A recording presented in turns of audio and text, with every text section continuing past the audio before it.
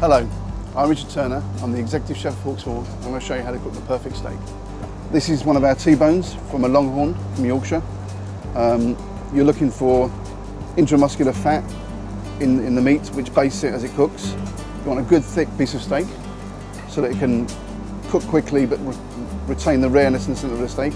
The T-bone's got a fillet on one side, a sirloin on the other side, and a T-bone running through the middle, hence its name, and a good layer of fat on the sirloin side. When you go into a butcher's, you should be asking for where the animal came from, what the breed is, how long it's been hung for, and looking for a good layer of fat around the outside.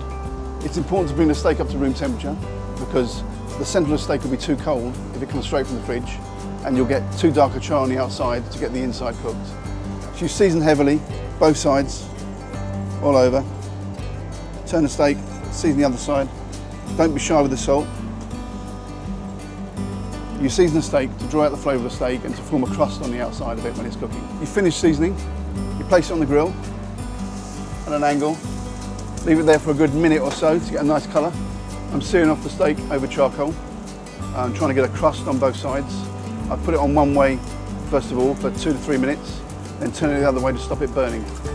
In a minute I'm going to turn it over and do exactly the same, and then put it into a warm place to hold for at least 10 to 15 minutes so it can rest. That forces the blood back into the meat. There's no simple way of checking the cooking temperature.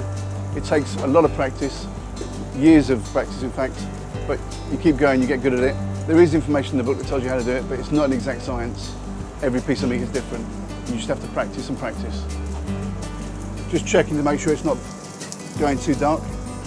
Right now you can smell obviously the charcoal and the steak dripping onto the charcoal, which is cooking up loads and loads of smells and flavours into the air. So what we're looking for is a nice long dark bar mark.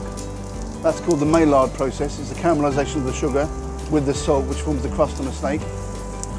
In a minute I'll turn it around to form the other way. Here at Hawksmoor we use charcoal to cook our steaks only. We like the flavour charcoal gives the steak. When the fat drips on the charcoal, it explodes and brings up a load of smoke and flavours the steak, gives it that special charcoal grilled steak flavour. So now I'm going to turn it 45 degrees to get a crisscross pattern. So we have more of the steak is caramelised, giving more flavour. If you can do this at home, then you should have a barbecue with charcoal.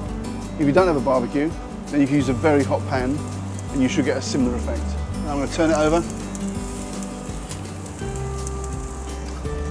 So that's how you cook a perfect steak.